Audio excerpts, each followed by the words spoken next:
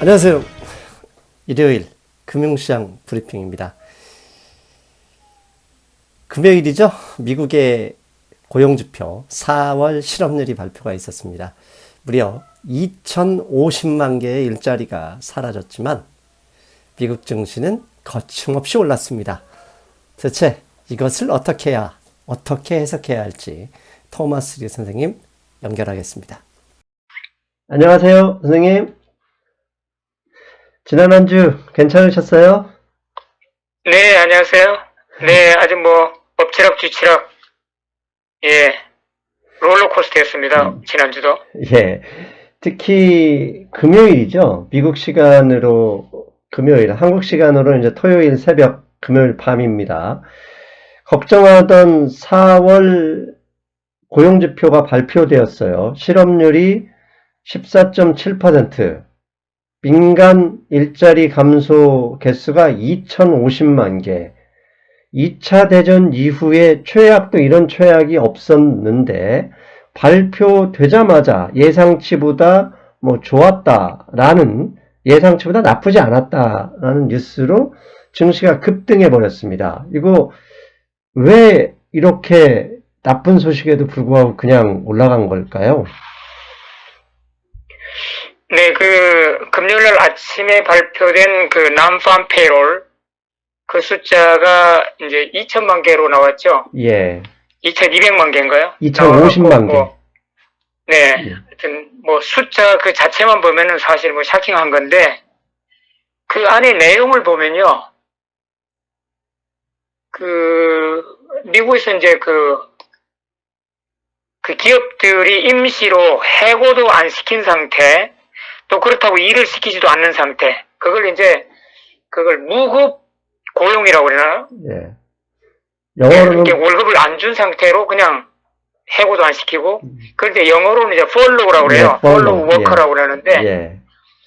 그 follow worker가 그 2,200만 그 숫자 중에 대부분이 follow였어요.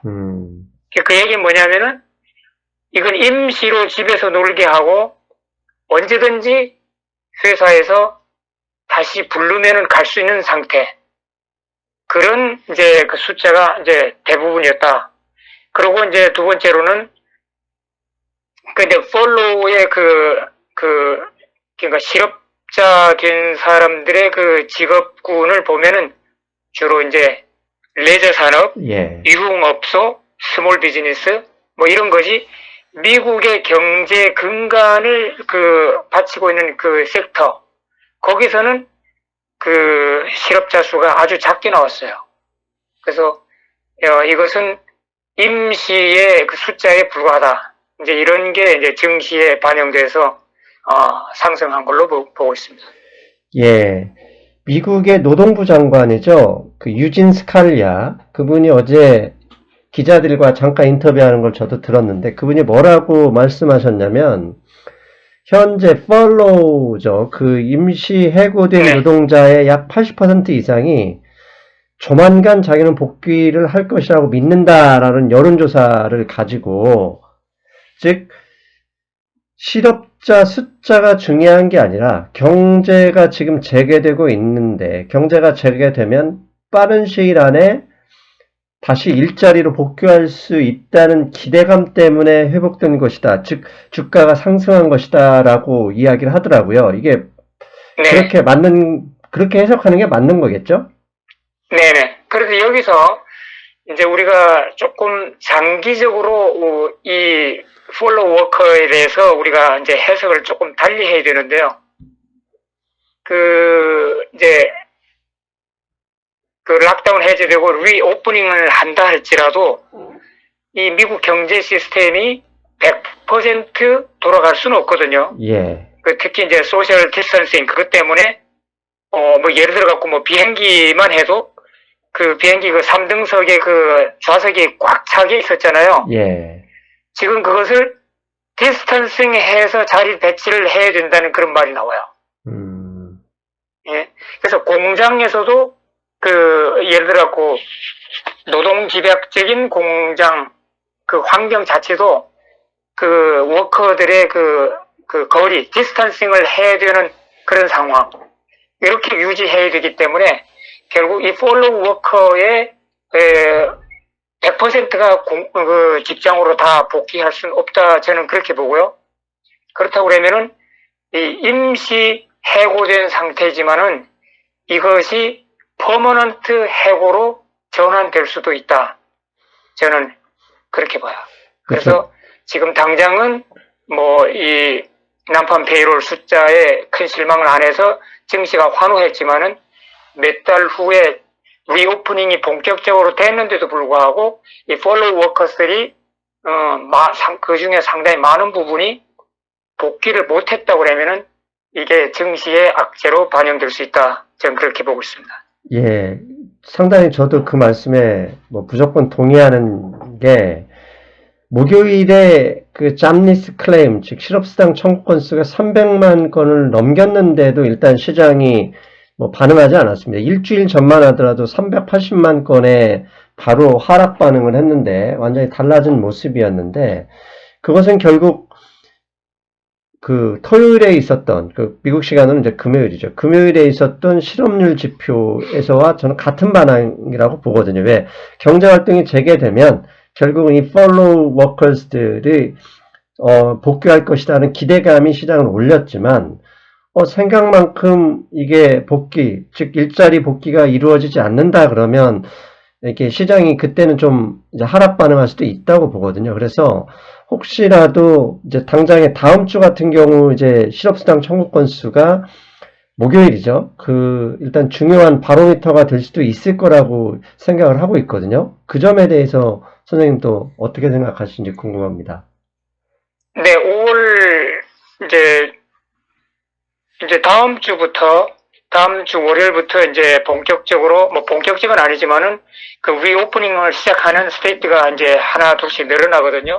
예, 그래서 이제 다음 돌아오는 목요일, 또 그 다음 목요일, 이렇게 에브리 위크에 그 목요일 날에 발표되는 주간 실업자 수, 이것이 점점 더 관심 있는 와치 대상이 될 수 있는데, 이제 리오프닝을 이제 많이 이제 진행이 되면 될수록 실제로 follow worker들이 복귀하는 그 비율이 얼만큼 되는가, 이것을 아마 시장이 아마 밀착 와치할 것 같아요. 예, 그래서 아까도 말씀드린 대로 거기에 따라서 시장이 반응할 것 같고요. 그 다음에 그 같은 그 비슷한 그 실업자 수 발표인데도 불구하고 그 이번 금요일 날 난판 페이롤 하고 목요일 날에 발표됐던 그 위클리 그 실업자 수하고 시장이 그 받아들인 거는 비슷한데, 지난 목요일 날 그 주간 실업자 수, 거기서는 제가 조금 더 이제 설명할 게 좀 있어요. 예, 수요일 날 증시가 S&P가 2,900까지 찰랑찰랑 하다가 오후 마지막 30분 남겨놓고 푹 내려갔어요. 예, 2,850까지. 예, 맞습니다. 그래서 50포인트나 쭉 빠졌죠. 그건 뭐냐면은 목요일 날 아침에 발표되는 주간 실업자 수, 그게 이제 겁이 났던 거죠, 그게. 겁이 났는데, 수요일 날 그렇게 장이 2,850으로 마쳤는데, 마치고 나서 몇 시간 후에 이제 이제 미국 선물이 시작되잖아요. 예, 그럴 때 중국 쪽에서 중국의 수출 지표가 아주 잘 나왔다는 뉴스가 터졌어요. 예, 예, 그러면서 거의 제로 상태에 있던 미국 선물이 다우존스가 300포인트를 뛰어버렸어요. 그 중국 수출 지표 호조 그 뉴스가 터지면서 바로. 이건 뭐냐면은 목요일 날 아침에 발표되는 실업자 수가 겁나긴 하지만은 일단은 중국의 수출 지표가 잘 나왔다는 것은 지금 미국에 지금 임시적으로 이런 어려운 상황에 있지만은 결국은 미국도 이 고비를 넘기면은 중국처럼 저렇게 경제가 회복될 것이라고 하는 희망이 갑자기 증시에 이제 반영되기 시작했던 거죠. 그러면서 그 다음날 아침까지 연결되다가 아침 8시 반에 목요일날 주간 실업자 수가 발표됐는데도 불구하고 전혀 증시는 반응 안 했어요. 그냥 중국 수출 지표 호조, 그거 하나만 바라보고 이제 가는 거죠, 이제. 예. 그 다음에 두 번째가, 목요일 날 또 무슨 뉴스 나왔냐면은, 그 미국의 그 FDA에서 그 제약회사 중에 모데나라고 있거든요, 예. 모데나. 예. 예, 모데나에서 이제 백신, 그 19 백신을 이제 개발해갖고, 그 2단계 임상 실험에 들어간 것을 통과시켜줬어요. 네. FDA에서. 그러면 이제 마지막 3단계 임상 실험만 마치면은 바로 사람에게 적용할 수 있거든요. 그 현장에서. 그래서 이것도 그날 목요일 날에 증시에 상당히 훈풍을 불어넣어준 거고, 또 거기다가 또 중국에서도 그 백신 개발이 거의 완료 단계에 있어갖고 임상 실험 중에 돌입했다. 이런 뉴스가 또 나오고. 그래서 목요일 날 아침에 그 실업자 수가 300만 개가 더 추가된데도 불구하고 증시는 이런 좋은 면만 바라보면서 그때부터 크게 반등하기 시작한 것이 금요일 장에까지 계속 이어졌다. 저는 그렇게 말씀드리고 싶습니다. 예, 사실 투자자 여러분들도 아시겠지만 시장이 올라가려고 마음먹으면 악재도 호재가 되고 호재는 더 큰 호재가 되는 상황이잖아요. 그렇죠. 지금 시장은 예, 좋은 것만 바라보는 예, 외론박이 증시 이 상태입니다. 예. 그래서 제가 몇 가지 계속 좀 그런 방향에서 질문할 게 많은데, 그래서 다음 질문은 뭐냐면, 목요일까지만 하더라도 시장 상승을 주도했던 것이 일단 넷플릭스를 포함한 빅6죠. 빅5 플러스 넷플릭스. 그 다음에 MVP라고 하는 마스터 비자 페이팔, 즉 결제 이 핀테크 기업들이었거든요. 그런데 금요일에 마친 미국 시장을 보면 이들 주식은 상대적으로 덜 올랐고 지금까지 철저하게 소외당했던 보잉, 항공사, 캐터필러 등 그동안 완전히 소닥보듯, 즉 증시에서 소닥보듯 했던 주가들이 많이 올랐습니다. 이는 어떻게 해석해야 될까요? 네, 그 증시 그 폭락이 지난 후에 이제 상승으로 돌아설 때 가장 먼저 이제 상승으로 돌아서는 주식이 초우량주죠. 예. 그죠? 가장 믿을 수 있으니까 예. 그 회사는 망하지 않을 것이라는 믿음이 강하기 때문에 초우량주가 가장 먼저 뜨고 그런 우량주가 어느 정도 뜬 다음에 그 다음에 그 두 번째로 괜찮은 기업들이 다시 이제 주식이 또 따라오죠. 예. 그래서 초우량주나 괜찮은 주식들이 다 올라갔고 웬만큼 충분히 고점에 이르렀을 때 그 펀드 매니저들이라든가 그 일반 투자가들이 볼 때 저평가된 걸 바라보게 되거든요. 예. 이미 많이 올랐던 걸 다시 들어가긴 좀 겁나니까 가장 저평가되어 있던 것을 바라보기 시작하는데 섹터 로테이션의 한 방편이긴 하지만은 제가 볼 때는 그 보잉이나 하여튼 가장 그 박살났던 주식들이 이 며칠간에 계속 올랐다는 것은 결국은 시장이 거의 고점에 다다른 그런 현상일 것이다. 저는 그렇게 믿고 있습니다. 그런 또 표현이 들 수 있는 것 중에 하나가 은행주들이거든요. 사실 은행주는 현재 그 고점에서 아직도 마이너스 30% 수준이에요. 근데 나스닥은 뭐 고점 대비 이미 다 뭐 완전 V자 반등은 이뤘고 S&P 500 같은 경우는 고점에서 약 마이너스 10% 밑에 있거든요. 그런데 그 다우지수나 S&P 500에서 은행주들이 차지하는 비중이 있는데 이들 주식이 아직도 마이너스 30%대인데 이 은행주들이 약한 것, 물론 금요일에도 오르긴 올랐지만 그렇게 많이 오르진 않았습니다. 이것 또한 그 고점에 다다른 것으로 봐야 되는지 아니면 이들 주식 오르면 또 오히려 지수는 다시 또 올라갈 수 있는데 이걸 어떻게 봐야 될까요? 일단은 제가 지난주에도 말씀드린 것처럼 이제 그 현재 기준금리가 거의 0%인 상황에서 뱅크들의 수익이 전에만큼 그렇게 증가하지 못할 것이라고 하는 그런 점 하나 하고요. 그 다음에 그 CNBC 그 매드먼의 짐 크래머 있죠. 짐 크라머. 예. 예. 그 그 사람이 아주 대놓고 그랬어요. 은행주에는 장기 투자하지 마라. 단기로 투자하고 먹고 나오는 건 괜찮은데 장기로는 투자하지 말라. 금리가 연준에서 지금 앞으로 3년 동안 금리를 안 올리겠다고 하는 이런 상황에서는 뱅크 주식들이 크게 올라갈 그런 가능성은 적다. 이제 그렇게 말했고요.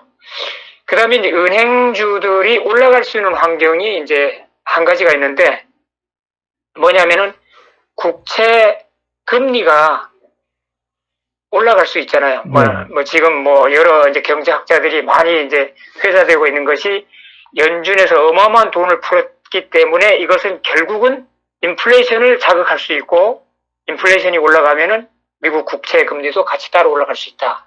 이제 그렇게 이제 해석을 하는데 만일 국채 금리가 크게 상승한다고 그러면은 그게 결국 시장 금리잖아요. 예. 그러면은 은행주가 그 국채 금리를 따라서 크게 상승할 수 있고 그 다음에 이제 금요일에 반짝 은행주가 상승한 거는 그 페드의 그 스트레스 테스트가 있거든요. 예. 그 정기적으로 이제 실시하는데 그 만일 기업들의 줄도산을 했을 때 그 기업들에게 대출해줬던 그 대출금이 떼일 수도 있는 환경 그런 것을 다 가정하고 스트레스 테스트 했을 때 그래도 뱅크들이 살아남을 수 있는가 이제 그걸 이제 테스트하는 거거든요. 근데 오늘 아침에 페드에서 그 스트레스 테스트 결과가 나왔는데 미국의 그 빅뱅크들은 전부 합격했다 이렇게 이제 나왔어요. 그래서 오늘의 이제 뱅크 주식들이 좀 올랐죠. 근데 하여튼 저도 하여튼 그 국채 금리가 많이 상승하지 않는 한은 뱅크 주식이 뭐 이렇게 많이 상승할 것 같지는 않다. 그렇게 보고 있습니다. 예, 알겠습니다. 그리고 또 앞에서 잠깐 말씀하신 중국 이야기를 좀 해야 되겠는데요. 일주일 전만 하더라도 트럼프 대통령께서 갑자기 중국 관세 분쟁 시즌2 이야기를 하면서 미국의 기술주들이 급락을 했었어요. 나스닥도 당연히 그렇죠. 따라갔었고. 그런데 이번 주는 또 갑자기 중국하고 협상 모드로 갑자기 돌아섰어요. 목요일 날 밤에는 이제 라이트 하이저와 류허 부총리가 그 페이스 1 타결했던 것에서 그 구매하기로 한 미국산 제품은 빨리 사겠다. 이런 뉘앙스도 이야기를 했거든요. 근데 이제 제가 궁금한 게 보면 어제 또 CNBC를 보면 중국에 대한 그 비호감이 미국 국민은 상당히 높아졌다. 특히 이제 이 코로나 문제 때문에 그렇죠. 예, 높아졌어. 또 그걸 이용해서 때리는 척 했는데 곧바로 또 그걸 또 이렇게 잘 얘기하면서 중국이 미국산 제품을 사도록 유도하는 일종의 증시 상승의 재료로도 이용하고 있는 모습이거든요. 이게 트럼프 대통령의 양면 전략이라고 봐야 될까요? 네, 그렇죠. 트럼프 대통령이 그 특유의 그 일단 협박을 먼저 하고 그 다음에 저쪽에서 어떤 반응을 또 보면서 슬쩍 물러서 주는 거. 이제 그런 전략 같이 이제 보이는데 그 트럼프 대통령이 이제 중국에게 이렇게 공개 협박을 하니까 중국이 의외로 쉽게 그걸 들어주는 방향을 틀었어요.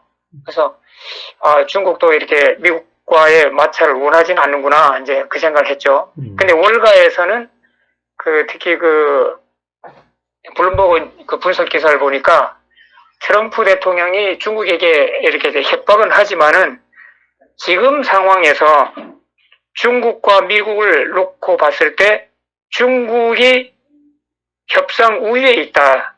미국은 지금 19 사태 이 와중에 지금 완전 난장판이 되어 있는 상황이고 중국은 다 그걸 거치고 정상화되고 있는 상황에서 무슨 관세 인상이나 무슨 분쟁하면은 그 피해는 미국이 더 크게 볼 것이다. 예, 그럼에도 불구하고 하여튼 중국이 쉽게 하여튼 트럼프 대통령이 이제 응대를 해줬는데, 오늘도 보니까 트럼프 대통령 개인은 중국이 마음에 안 든다.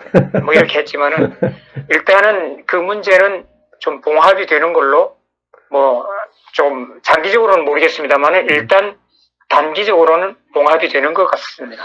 그렇다면 이제 제가 이제 생각하는 게 뭐냐면, 이제는 시장에서 눈치를 챘을 것 같아요. 자신의 지지율, 그 다음에 재선 가능성 때문에 중국을 때리기는 하지만, 그 때리는 거 인기를 위해서 때리는 척 하면서도 주가도 관리하겠다. 이게 보이는 거거든요. 그래서 이제는 트럼프 대통령이 실제로 야 관세 매겨 이렇게 선언하지 않는 한 그 중국에 대해서 이야기하는 게서는 시장에서는 그렇게 썩 뭐 부정적으로 이렇게 반응할 것 같지는 않거든요. 그거 어떻게 생각하시는지 그 점은. 그렇죠. 한번 이렇게 이제 겪어봤기 때문에 학습 효과가 있기 때문에 증시 투자자들이 이제 다음에는 공포를 덜 느낄 수 있죠. 예, 알겠습니다. 그리고 이제 그러지 않아도 이제 미중 무역 그 전쟁 와중 뭐 또 그다음에 중국이 강구로 부상하면서 미국에게 이제 맞짱 뜨는 이제 이런 게 눈꼴 살아와서 미국 국민들이 중국에 대해서 이 혐오감이 점점 더 커지고 있는 상황인데 이번 19 사태 이 확산이 결국 중국에서 시작해갖고 미국 다 휩쓸는 이걸로 해서 미국 국민들이 갖는 그 중국에 대한 그 혐오 감정은 더 커졌어요. 그래서 심지어는 지금 심심치 않게 그 맨하탄 이런 데서 나오는 사건인데 그 전철 안에서나 뭐 버스나 길거리에서 하여튼 뭐 한국인이든 중국인이든 미국 토박이들 볼 땐 저 뭐 차이니스를 보거든요. 그렇죠. 그래갖고 욕을 하고 뭐 때리기도 하고 하여튼 너네 나라 도로 돌아가라고 막 하고 뭐 하여튼 그런 사건이 심심치 않게 일어나고 있어요. 그래서 하여튼 점점 이 양국의 국민 감정은 자꾸 악화되고 있다. 그렇게 보고 있죠. 예, 이 백인, 그러니까 앵글로색슨 입장에서 보면 사실 한국인, 일본인, 중국인을 구별하지 못하잖아요. 네. 그런 면에서 그러니까 보면 그냥 그 사람들은 차이니스라고 다 예. 그냥 뭉뚱그려서 그런 면에서 그렇죠. 보면 요새 이제 이 19 때문에 경제가 엉망이 되고 먹고 살기 힘들어지면 그 분노가 저 이제 걱정이 아시아 전체로 번질 가능성이 이게 우려가 되거든요. 그래서 그런 그렇죠. 점에서 이제 이 우리 재미 한국 동포 분들이 사실 좀 조심해야 하셔야 되는 건 아닐까 그런 걱정을 합니다. 그렇죠. 지금 19 사태 초기에 지금 미국 정부에서 일단은 생활비 대주고 하면서 이렇게 하는데 이게 장기화돼 가면서 또 follow workers들이 직장에 복귀 못하는 사람들이 많이 남고 정부에서 지원을 끊고 이러면은 진짜 그분들의 경제는 완전히 나락으로 떨어질 수 있거든요. 그래서 네. 트럼프 대통령도 걱정하는 게 사망자 숫자가 늘어난다고 얘기는 돼 있지만은 그래도 우리가 리오프닝 안 할 수 없는 이유가 리오프닝 안 하면은 폭동도 일어날 수 있고 자살자도 더 증가할 수 있고 오히려 더 미국 국민들한테는 더 나쁜 그런 결과가 초래되기 때문에 리오프닝을 한다. 이제 그렇게 됐잖아요. 근데 만일에 진짜 그 실업자들이 대량 발생되고 그 사람들의 생활이 점점 피폐화되고 자살을 할 걱정 그런 생각을 가질 정도 되면은 결국 그 분노는 차이니스들한테 돌아갈 수 있어요. 그러니까 우리도 진짜 같은 묶음으로 당할 수도 있죠. 충분히 이제 그런 가능한 시나리오입니다. 예. 그나마 이제 저는 제가 미국에 살지는 않지만 한국에서 생각해 보길 요즘 이제 한국의 방역 체계나 진단 키트가 미국 사회에 회자가 되고 도움이 되고 있잖아요. 네. 그리고 미국인들이 가장 좋아하는 스포츠 중에 하나가 분명히 야구인데 ESPN을 통해서 한국 프로야구가 중계된다는 거 이게 그나마 차이니스와 이 코리안과를 이렇게 구분해 줄 수 있는 그나마 좋은 점이 아닐까 생각을 해봅니다. 근데 폭행을 하는 사람 입장에서 너 차이니스냐 코리안이냐 물어보고 하진 않거든요. 네. 그냥 차이니스처럼 생겼으면 그냥 차이니스라고 생각을 하는 거죠. 그러면 어쩔 수 없습니다. 여기 태극기 부대에서 태극기를 얻어가지고 제가 미국에 잠깐 보내서 모자에 붙이시든지 해야 되는 썰렁한 개그 해봤습니다. 네. 예, 그리고 최근에 이제 주가 상승, 그 다음에 경제활동 재개로 인해서 미국의 10년 만기, 뭐 30년 만기, 장기 국채들은 조금씩 올라가고 있어요, 금리가. 그런데 2년 만기 국채 금리는 사상 최저. 오늘도, 그러니까 토요일 새벽에도 0.1%로 또 내려갔습니다. 그리고 어제는 이제 그 로이터 통신을 보면 1월 만기, 내년 1월 만기 미국의 국채금리가 마이너스로 돌아섰었다라는 이야기를 하면서 연준이 내년 1월 정도에 이 마이너스 금리를 시도할 가능성이 높다. 이렇기 때문에 2년 만기 국채금리가 계속 하락하고 있다. 이런 이야기를 하고 있거든요. 그 가능성은 얼마나 보시는지요? 네, 일단은 연준 입장에서 기준금리, 이 마이너스 금리, 이로 끌고 갈 그 의도는 없을 것 같다는 생각이고요. 뭐 전에도 수차례 말씀드렸지만은 미국이 세계 패권을 유지하고 있는 그 큰 축 하나가 금융 패권이거든요. 근데 유럽이나 일본처럼 마이너스 금리로 가면은 금융 패권은 무너질 수밖에 없어요. 그러면은 달러 패권 또 전 세계 경영 이 전부 다 이 축이 다 흔들리거든요.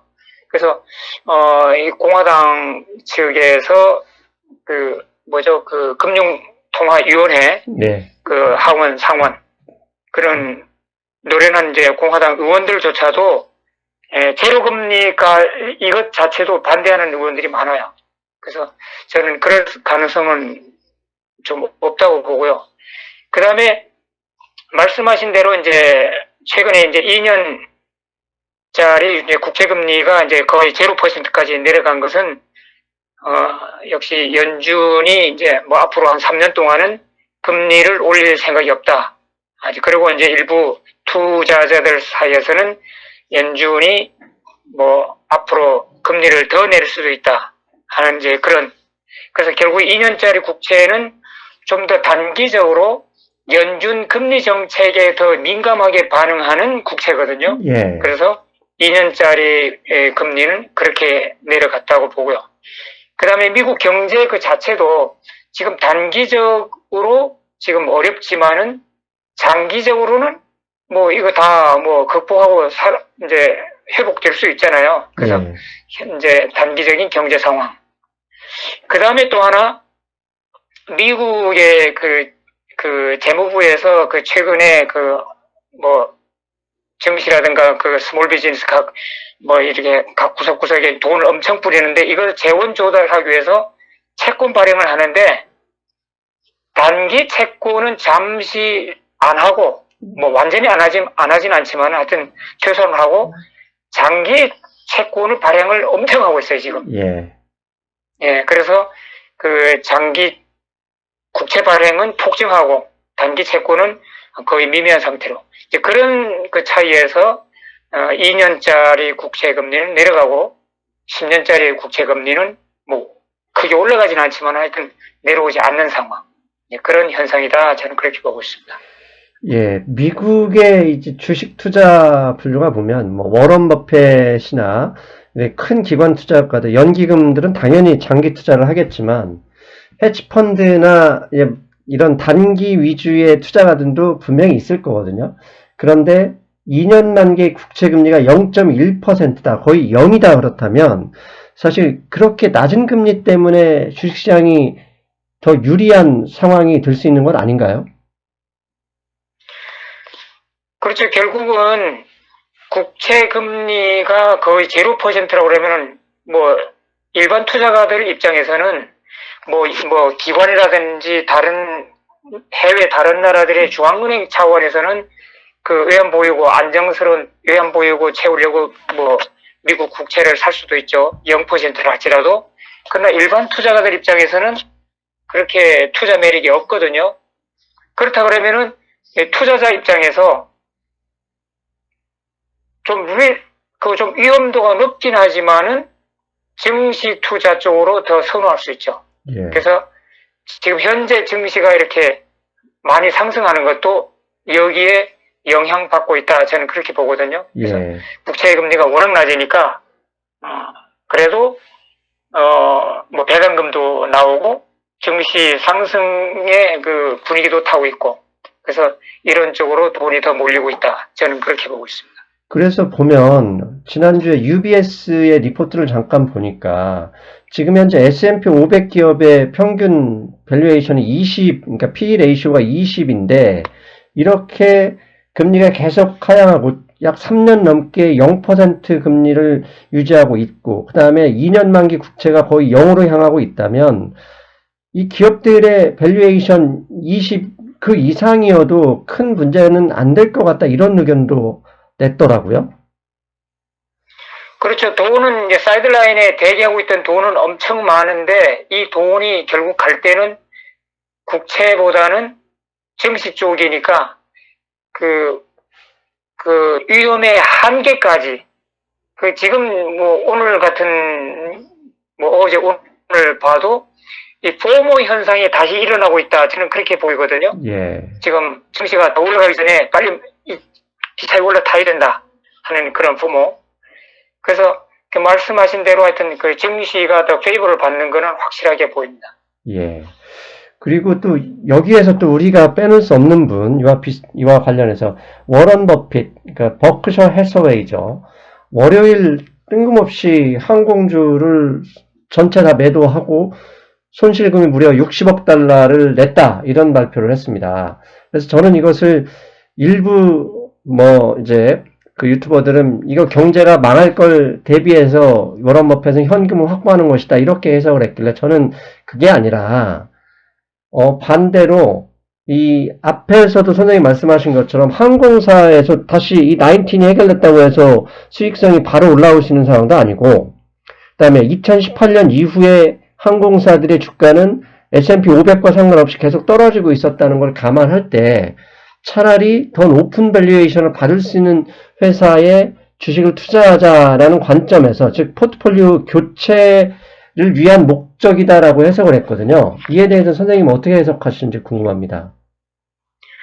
네, 말씀하신 대로 그 항공산업은 그 에어라인이죠. 항공 제조 회사 말고 에어라인 쪽은 19 사태가 얘가 완전히 물러가지 않는 한은 그리고 옛날처럼 100% 회복될 수 없거든요. 예. 아까도 말씀드렸지만 좌석 배치라든가 디스턴싱을 해야 되고 또 뭐 비즈니스 트래블이라든가 꼭 필요한 분들은 비행기를 타지만 불필요하게 비행기를 많이 타는 그런 개는 안 될 것 같다는 거죠. 그래서 뭐 저도 그렇게 생각하지만은 노련한 워런 버핏도 결국 증시가 상승하는 이 단계에서 진짜 가장 마지막에 회복될 수 있는 게 항공이라고 이제 보고 괜히 그렇게 오랫동안 위험한 데다가 돈을 잠궈 놓느니 그 돈을 빼서 좀 더 유용한데 좀 더 효용적인 데다가 투자할 수 있던 그런 그러니까 투자 효용의 그 로테이션 이제 그런 걸로 보이는데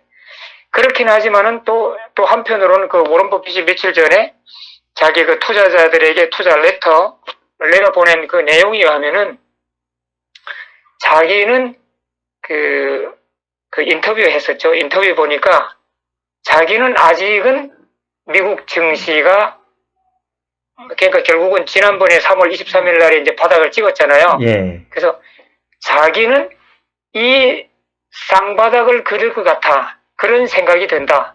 그러면서 그 이유가 뭐냐면은 지금 연준이나 정부에서 돈을 엄청 푸는데 이것이 너무 과도하게 뭐 적절하게 대처해서 이 금융시장을 안정시킨 거는 그 공헌은 인정하지만은 이것이 너무 과도하게 했기 때문에 틀림없이 이 후폭풍이 몰아칠 것이다. 그러면서 각 기업들의 그 모럴 해저드 같은 것도 이제 경고하면서 이 회사들이 자기가 현재 필요하지 않는데도 불구하고 회사채를 발행을 너무 남발한다는 거죠. 그 애플 같은 기업들이 뭐 캐시가 없겠어요. 그런데도 20 빌리언 그 회사채 발행했잖아요. 예. 이제 그런 거 볼 때 이 후폭풍이 반드시 올 것 같아.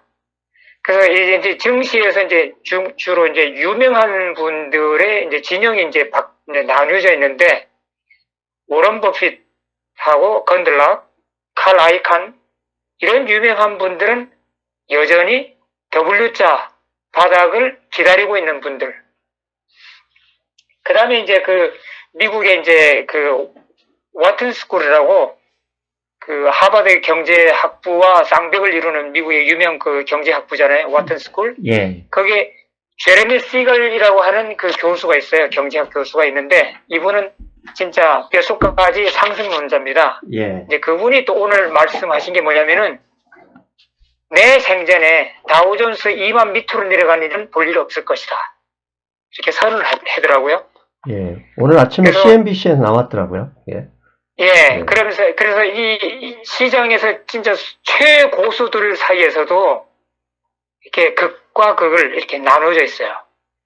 근데 이제 재밌는 거는 테슬라의 일론 머스크 사장이 워런 버핏에 대해서 저 영감은 너무 보링하다. 너무 보수적이다. 예.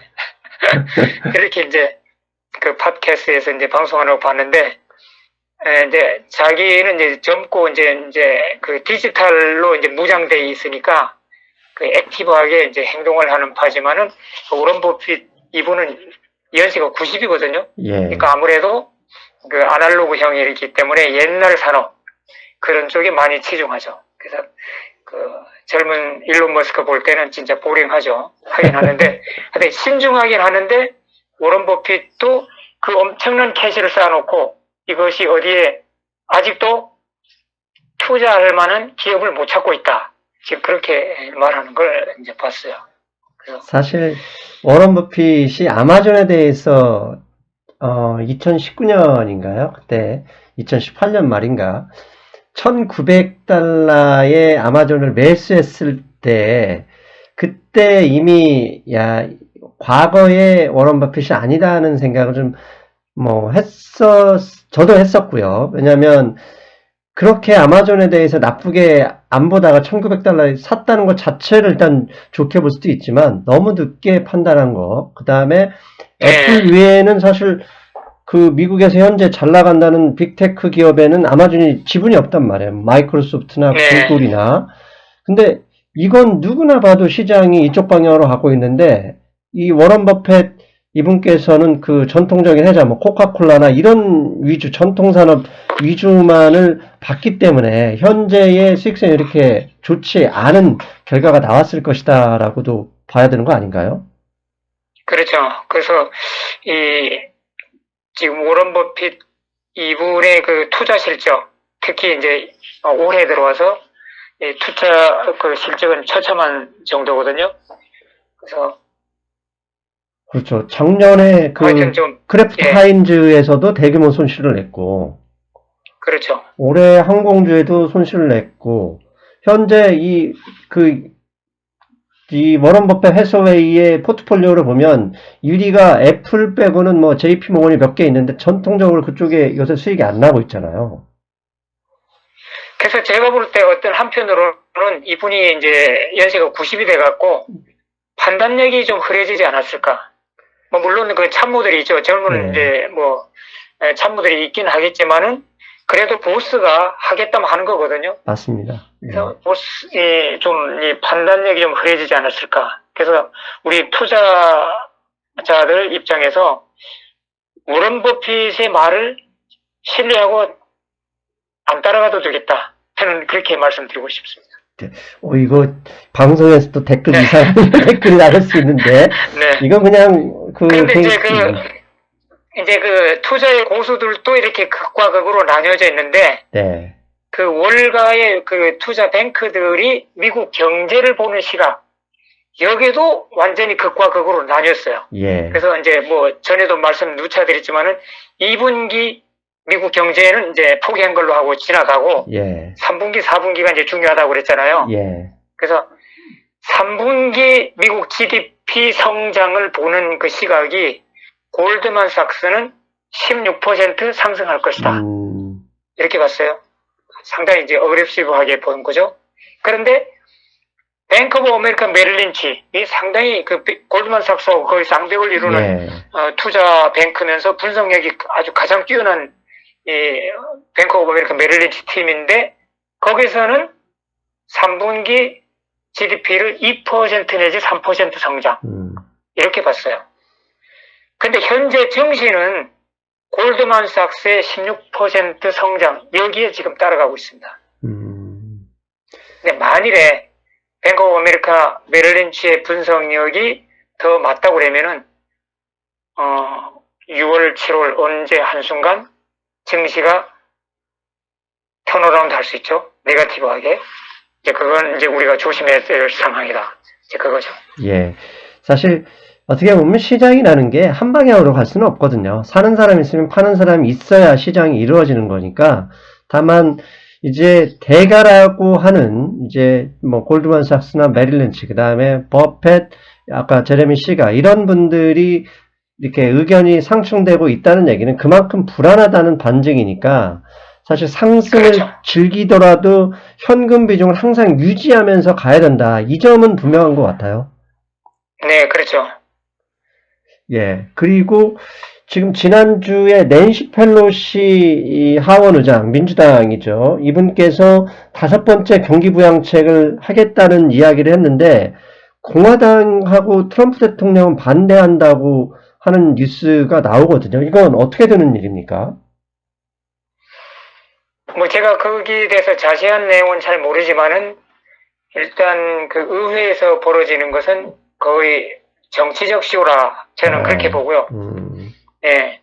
트럼프 대통령 입장에서도 자기가 플랜을 짜갖고 의회에다가 입안을 만들었을 때 그것이 자기 공적으로 갈 수 있는데 민주당에서 좋은 안을 먼저 들고 나오면은 자기가 거기 찬성했다가 정치적 손해볼 수도 있잖아요. 네. 그러니까 아마 그런 것은 이제 반대할 수 있죠. 뭐 이 민주당, 공화당 이거는 저는 전부 정치적인 쇼다. 뭐 어느 나라나 마찬가지일 거예요. 예. 정치인들은 그냥 자기 정치 이득을 위해서 뭐 하는 거지 결코 뭐 진짜 진정 어린 마음으로 국민을 위한 뭐 그런 거는 별로 없다고 봅니다. 예. 알겠습니다. 자, 이제 금요일, 다음 주, 이번 주죠. 금요일이면 15일에 미국의 옵션 만기일입니다. 그렇다면 이번 주에 변동성 장세가 생길 수도 있을 것 같은데 이번 주의 시장 전망 및 예측 마지막으로 부탁드리겠습니다. 네.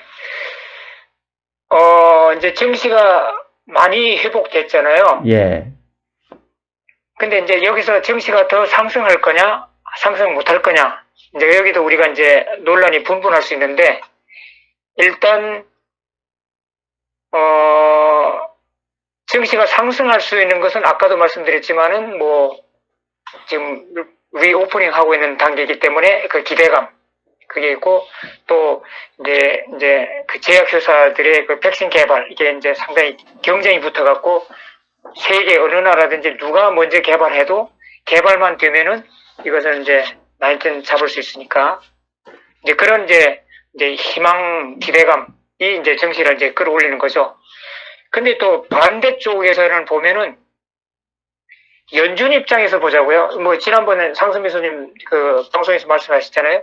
연준이 변죽은 많이 올렸지만 실제 돈 푼 거는 아직 없다. 이제 그렇게 말씀하셨잖아요. 회사채와 정크는 아직 사지 않았다. 예.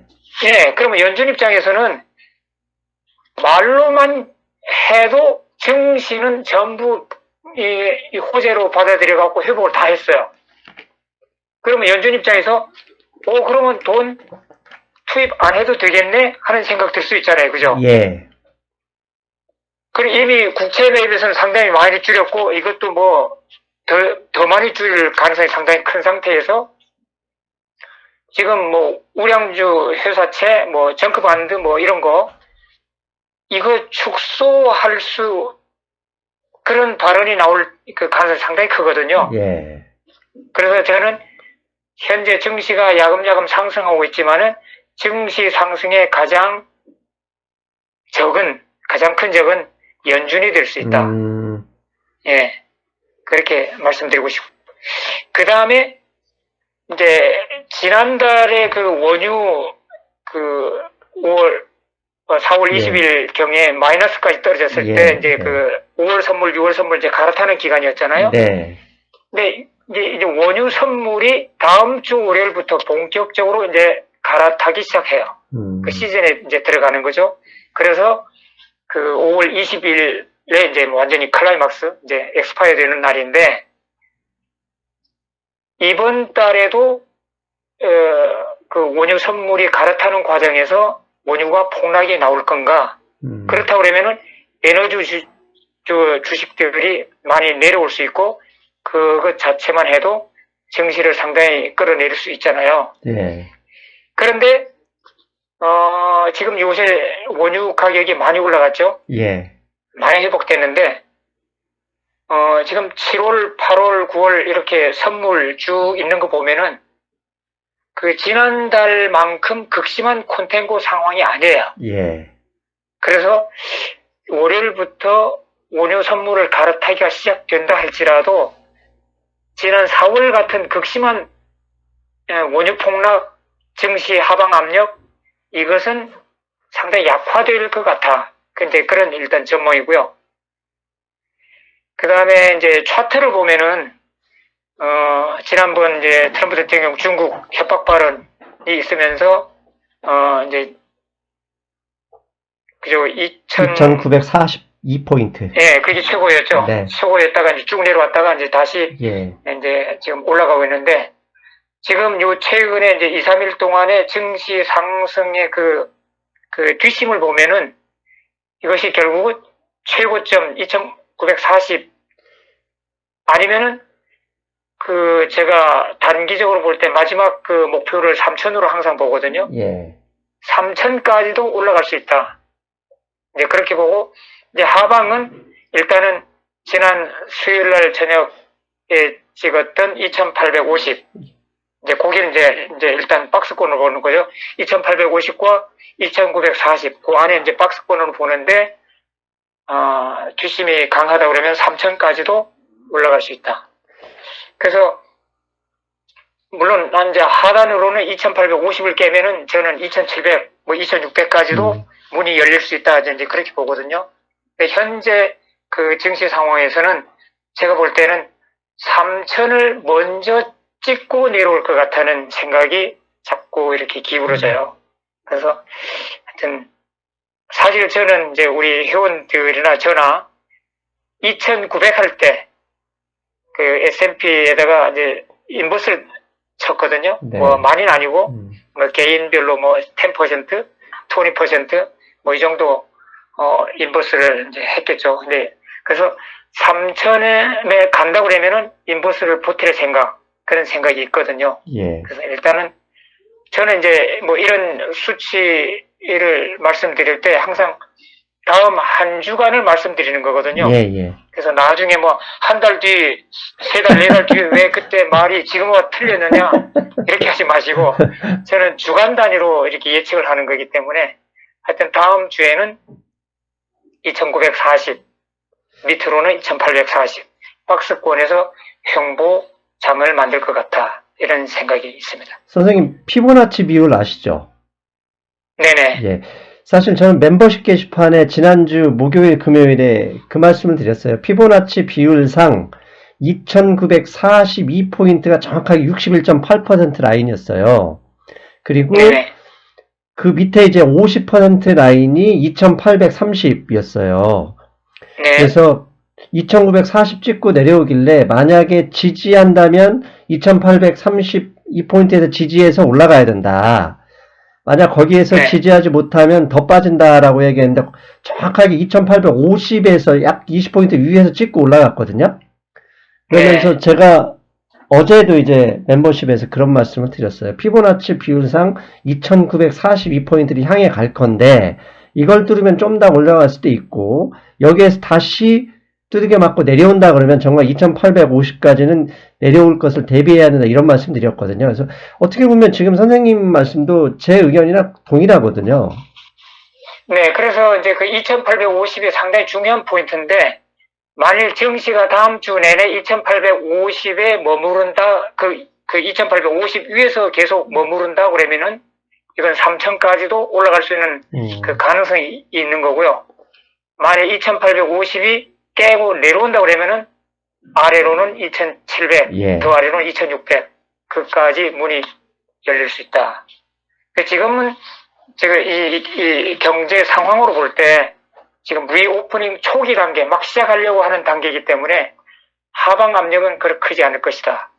뭐 연준이 돈을 뺀다든가 트럼프 대통령이 중국 협박이 더 강해진다든가 뭐 이런 악재가 있지 않는 한은 하방 압력은 그렇게 크지 않을 것이다. 이렇게 보고 있습니다. 그렇다 하더라도, 예, 그다음에 이제 그렇다 하더라도, 금광은 이제 박스권 안에서 이제 업앤다운 하는데 하여튼 금광은 박스권 안에서 저점에서 사고 그 상단에서 파는 이렇게 하면 이제 수익을 만들 수 있죠. 그리고 사실 한국장에서는 가장 큰 기대를 할 수 있는 게 5월 22일 날 중국의 양회가 있습니다. 중국의 양회에서는 이제 예산이 결정되고 경기부양책 규모나 이런 게 분명히 결정될 것 같거든요. 사실 그 안에서 미국의 입장에서는 중국이 경제 부양을 크게 하면 할수록 미국 경제에 도움이 되기 때문에 그걸 그 미국이 트럼프 대통령이나 이 커들로우 이쪽에서 좀 더 많이 하도록 그 압력을 구할 수 있을 거라고도 생각을 하고요. 그 재료가 있어서 아직 뭐 큰 하방 압력은 없을 수 있다 이런 생각을 하고 있거든요. 그래서 다음 주, 그 다음 주에는 중국을 좀 더 이렇게 면밀하게 보는 게 어떨까도 싶어요. 그렇죠. 지금 최근에 증시 상승에서 이제 그 테크 기업 중에서 이제 다국적 기업들, 의뢰 이제 실적이 그 증시 상승이 더 두드러지잖아요. 결국은 여기에도 세계 경제 제2강인 중국이 지금 잘 나가고 있는 거, 이것이 반영되고 있다고 보거든요. 그래서 하여튼 미국은 현재 지금 죽쓰고 있지만은 그래도 중국이나마 잘 나가고 있는 거, 이것은 증시의 호재거리다 이렇게 보고 있습니다. 예. 선생님, 우리 얘기하다 보니까 벌써 51분이 넘었습니다. 이게 너무 길어지면 우리 또 시청자 여러분들이 약간 서운해 하시니까 오늘은 선생님 여기까지 하고 우리는 다음 주에 뵙는 것으로 하시죠. 네네. 예, 수고하셨습니다. 예, 오늘도 좋은 말씀 고맙습니다, 선생님. 잘 들으셨죠? 예. 시장은 유기체와 같습니다. 살아있는 유기체. 어디로 튈지 모르죠. 그래서 항상 시장이 관심이 있는 것, 그것에 집중하려고 노력합니다. 여러분, 다음 주에도 우리 계속 상승하는 장이 됐으면 좋겠지만 그럴 수만은 없죠. 그래서 잘 대응하셔서 훌륭한 수익, 멋진 투자자 되시길 기원합니다. 여러분, 저는 월요일에 뵙겠습니다. 안녕. 해외 주식은 하고 싶은데 환전 비용 때문에 부담이신가요? 환율 우대 100% 이베스트 투자증권